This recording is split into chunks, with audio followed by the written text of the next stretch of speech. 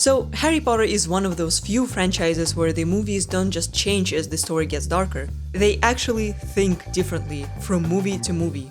And once you notice that, you can't unsee it. Oculus Reparo. For a lot of people, Harry Potter wasn't just a story, it was most of their reading history. Honestly, if you ask around, you'll meet plenty of adults who've read maybe 10 books in their entire life, and 7 of them were Harry Potter. The other 3 were probably assigned in school. Honestly, don't you two read? So a huge part of that success obviously comes from the books. But what really fascinates me as a filmmaker is how much these movies taught us about good visual storytelling. You see, Harry Potter doesn't behave like a normal franchise, because almost every movie in the series feels different. Almost like each film is speaking the same language, but in a slightly different cinematic accent. Sometimes that works beautifully. Sometimes it works less beautifully, but even then it still gets the point across. And I'm not talking about the movies getting darker as Harry grows up. What's more interesting are the quiet choices, the ones you don't notice on first watch, but absolutely feel. Things like how Dumbledore's authority is established through the staging in Chamber of Secrets, or how Prisoner of Azkaban adds a new location to quietly prepare us for time travel. That's why in this series I'm breaking down each Harry Potter movie through its visuals, how the filmmakers made us feel the story through light, color, movement, and space. Because this is the kind of storytelling that works on a level words alone just can't. And if you're interested in how movies actually work, you can subscribe. Honestly, this channel exists for people like you. And there is no better place to start than the beginning. What happened down in the dungeons between you and Professor Quirrell is a complete secret. So, naturally, the whole school knows. If you watch the Harry Potter films back to back, one thing becomes very clear very quickly. Every movie has a theme. And in my opinion, the theme of Philosopher's Stone is celebration. This film isn't just introducing us to a magical world, it's celebrating it. Every design choice, every texture, every color is there to make Hogwarts feel warm, joyful, and inviting. For Harry, this world isn't just about spells and moving staircases. It's the first time in his life when he is allowed to feel like a child at all. The boy who used to sleep under the stairs suddenly steps into a place filled with light and warmth. And the visuals don't just support this shift, they amplify it. Gold is everywhere. Golden picture frames, golden trophies, golden candlelight. Even the things that define Harry's new life are touched with gold. The coins in Gringotts, the snitch in his first Quidditch match. And when the movie does use darkness, it's usually a deep blue, the opposite of gold on the color wheel, designed not to overpower the warmth, but to make it glow even more. The same sense of wonder carries into the locations themselves. Nothing in the wizarding world is trying to be realistic. Diagon Alley, with its crooked rooftops, uneven streets, and exaggerated angles, feels inspired by German Expressionism, an early 20th century art movement that focused on subjective inner feelings rather than objective reality. And if 100 years ago those dramatic visuals were used to express anxiety and fear, Harry Potter filmmakers adapted it for a children's adventure story to emphasize how different the magical world is. And that philosophy carries straight into Hogwarts, because classrooms aren't designed to be practical, they're designed to reflect the personalities of the teachers. There will be no foolish wand-waving or silly incantations in this class. What really stands out in Philosopher's Stone, though, is how safe everything feels.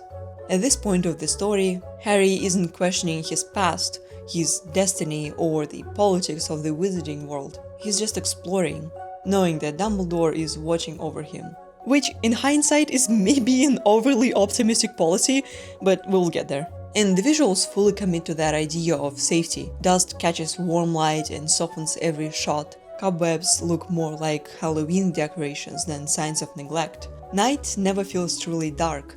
Winter never feels truly cold.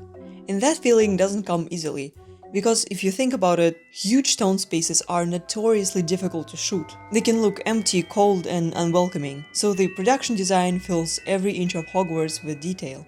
Sometimes it's so dense that we don't even notice the replicas of real medieval artworks casually hanging in the Gryffindor common room. My body's gone. My personal favorite though is the portraits. They don't just decorate the castle, they live in it. Sometimes they interact with the real world, most of the time they're just off doing their own thing. And what it does is that it turns Hogwarts into a living organism, not a static backdrop. The castle feels cozy because your eye never runs out of things to explore.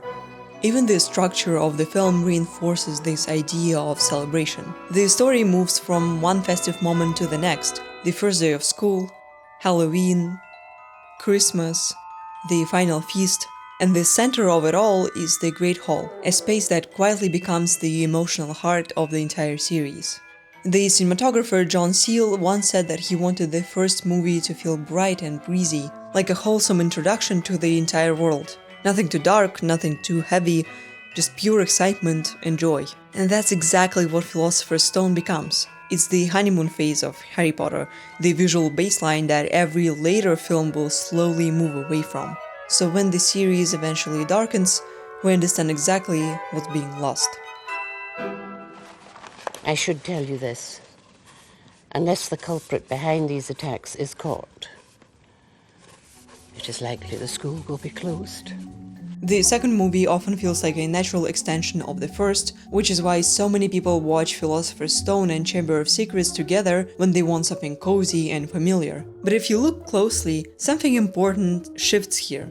The first film's sparkle starts to fade, and the visuals reflect that. And that makes sense because the second movie is really about self-discovery.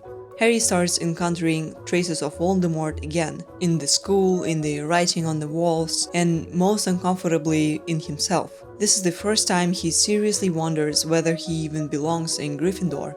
Visually, the film leans into that conflict. Green, a color that was almost absent in the first film, appears everywhere. It's contrasted with pale silver light, the secondary color of Slytherin.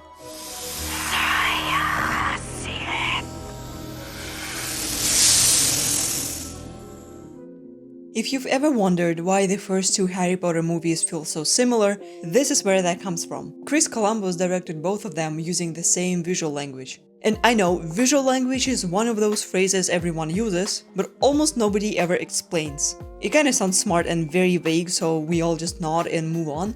But when I say it, I don't mean one specific thing. I'm not talking about just color or just camera movement. I mean all the choices that tell the story before anyone opens their mouth. In my opinion, the easiest way to think about it is this. Every shot in a movie is like a sentence in a book.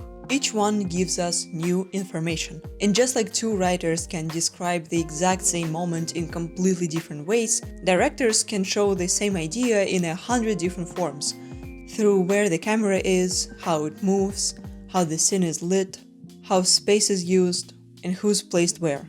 Now, a lot of people call Philosopher's Stone and Chamber of Secrets comfort movies, and they're right. But how exactly did Columbus's directing make them so comforting? To answer that, let's compare two moments. Snape's first lesson in Philosopher's Stone and the Phoenix scene with Dumbledore in Chamber of Secrets. In Snape's classroom, he enters from below and moves upward, visually placing himself above the students. Columbus pushes that idea even further with the low-angle shot, exaggerating how intimidating Snape is trying to be. Clearly, fame isn't everything, is it, Mr. Potter? Dumbledore does the exact opposite. He starts higher, then slowly walks down the stairs towards Harry. And he doesn't stop there. Columbus has him bend even further, all the way down to Fawkes. He puts himself on the same level as a tiny phoenix. He's kind, calm, and completely secure in his authority. The sets themselves reinforce this contrast. Snape teaches in a dark, stuffy dungeon full of harsh shadows. To meet Dumbledore, you have to go up, and then climb even more stairs. And even then, you never quite reach his level. He comes down to you if he chooses. Add to that a mostly static camera or a very slow, smooth movement. All of this creates a storytelling style that's incredibly clear and instantly comforting. These techniques aren't flashy or experimental, they're familiar. And this isn't accidental. Chris Columbus directed Home Alone, Home Alone 2, along with a long list of children's films that rely on the same kind of clear, readable storytelling. Which means a lot of kids watching Harry Potter in 2001 already knew his directing style. Not intellectually, but intuitively. And that's why the first two Harry Potter movies are so easy to watch. But of course, Harry won't stay a child forever. As he starts asking harder questions and facing bigger fears, the world around him has to change too. Chamber of Secrets is the last stop in this warm, familiar version of Hogwarts. Because from the next film on, everything begins to shift.